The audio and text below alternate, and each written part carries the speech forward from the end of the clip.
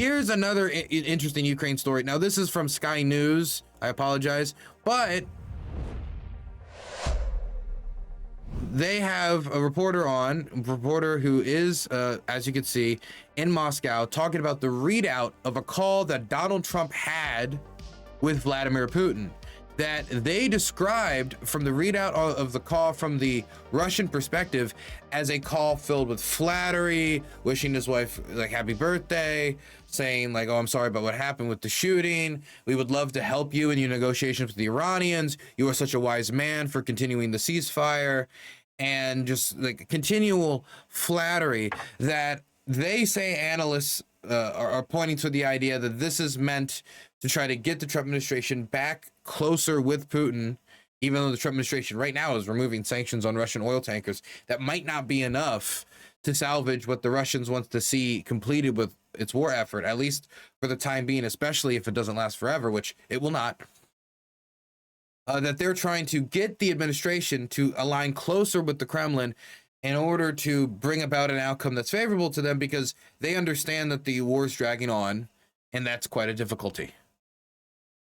Well, I think all the talk in Washington this week of the UK's special relationship with the US has made Vladimir Putin a little bit jealous, actually, because this phone call, which he initiated, feels very much like an attempt by him to rekindle his own special relationship with Trump, which has fallen by the wayside lately. This is the first time they've spoken in more than 7 weeks. They chatted for an hour and a half, and the readout from the Kremlin from this call reads more like a love letter rather than a telephone transcript. Such was the level of flattery coming from the Russian side. So we're told that Putin began by expressing support for Donald Trump following that shooting over the weekend at that press dinner. We're told he then wished happy birthday to Melania Trump, the First Lady, for her birthday a few days ago, and he praised the American president on his decision to extend the ceasefire with Iran. So in full-on flattery mode, really trying to massage the Trump ego. And we're also told from the White House tonight that Putin also offered his help when it comes to Trump's negotiations with Iran. It's not the first time he's done that, marketing himself as a peacemaker, because Iran, of course, is a close Russian ally. But as you heard from Trump, he's not interested right now. Apparently, he told Putin, end your own war first before you help with mine.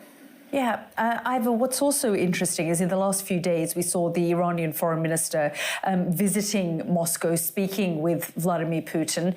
And in the background, we know that Russia has actively been providing intelligence and military support to the Iranians as well.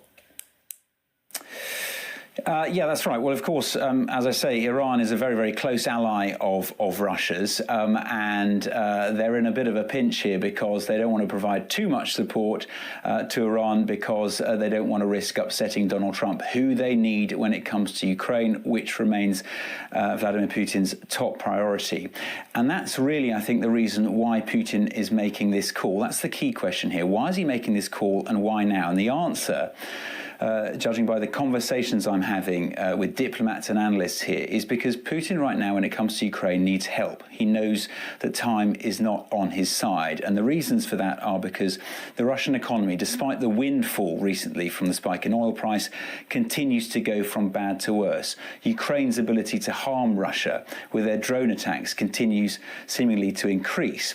And Moscow's main diplomatic cheerleader, Donald Trump, is no longer interested, really. He's totally consumed with the crisis in the Middle East. So this felt like an attempt by Putin to put himself back in Trump's field of vision, offer him something on Iran in the hope of re-engaging him favourably on Ukraine. But at the moment, it seems like Donald Trump isn't really taking the bait.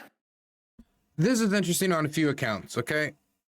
Number one, it's interesting because many might say that negotiations, and I think this was a strategy, were being continued under the idea that to look like you're engaging, even if you're not engaging in good faith, even if you're saying, sure, we'll talk with you in Istanbul. Oh, you agreed? Well, we'll send a low-level delegation, and they'll tell you we'll fight you for 21 years like we fought the Swedes, and they'll go in there, and they'll basically just like, I don't know, just dancing in your face, just mocking you. And they go through this like shindig, this just complete charade for the better part of 2 years.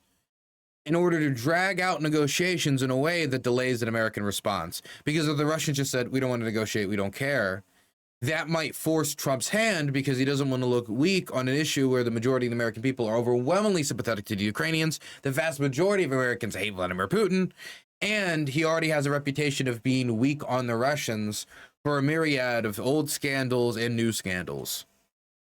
But if negotiations continued, then Trump could say he's the peacemaker. He could stay to that brand that he has of the, peacemaker in chief. I solved 8 wars, can't name half of them.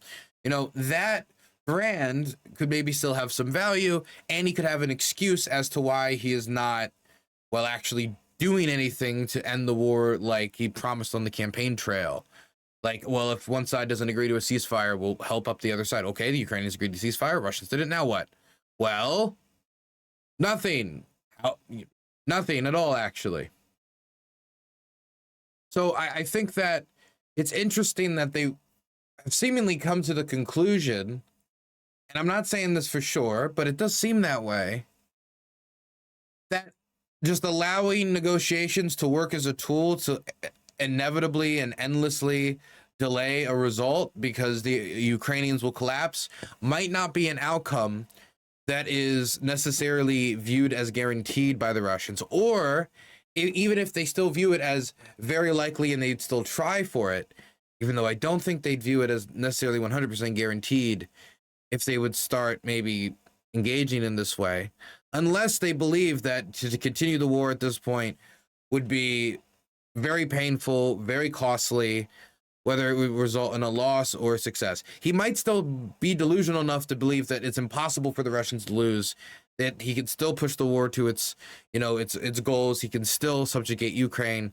He might still be in that position, but if he's trying to re-engage at this point, then that means that the inputs of information to Vladimir Putin are intensifying or becoming at least more crude when it comes to the amount of losses they're taking, how much the war is costing, the fact that for the first time since the war began, Vladimir Putin's approval rating has continuously dropped 7 weeks in a row in Russian government pollsters, to a point that we haven't seen since before the invasion, when Vladimir Putin got a huge polling jump because they're like, oh, great, we're going to get another Crimea situation, a few-day war, and then, well, we all saw how that went.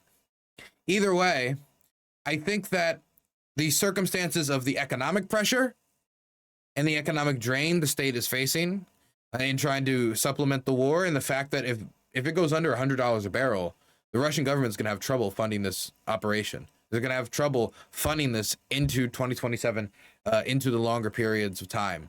And so there is a question of the sustainability of the war, the cost of the war, about being able to recruit more people without a wider mobilization program. But if your approval rating's already dropping 7 weeks in a row, do you really want to do that? Especially when you're already making very difficult decisions when it comes to the limiting of internet freedoms and connection to the internet and social media platforms, and trying to shut down Telegram, trying to move everybody onto state-backed provider Max. People aren't happy about it. People don't like it, even to the point where you read the Russian press and the Russian newspapers are appealing to the people who don't like the internet blockages. They don't like the website shutdowns.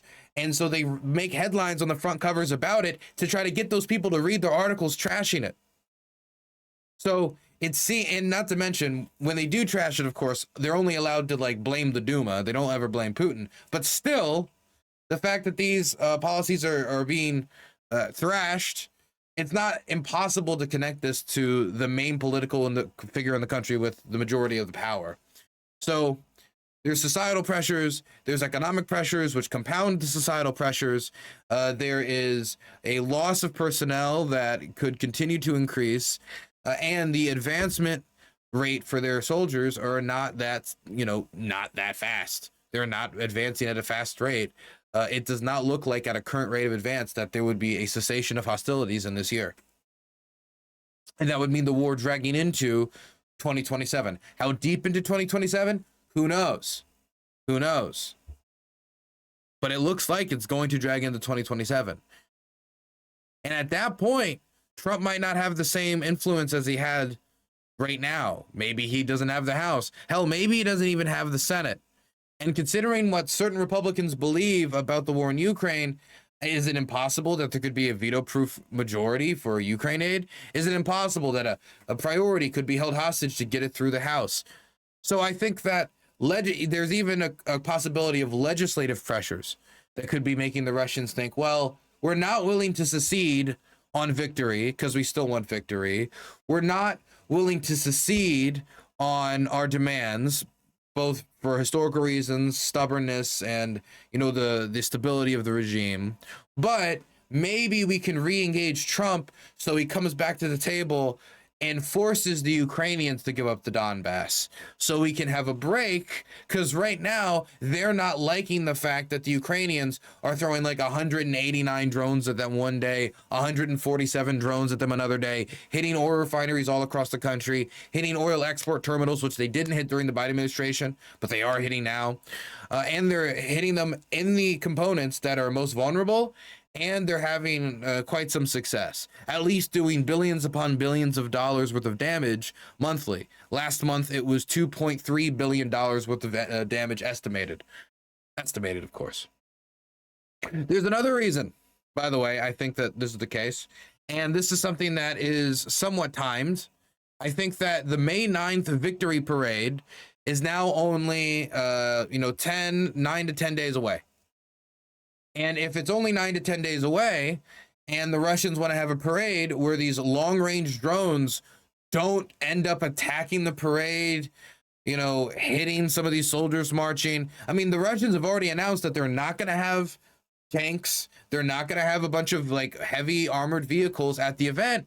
And that is because they are fearful that they're going to be attacked by the Ukrainians, because they'll be gathering them all up in line formation. And if the whole country sees them being attacked and they look that vulnerable, that could be a real moment of weakness for the government. Not to mention the fact, it's not like they have a lot of tanks to really go around right now. A lot of them are very busy.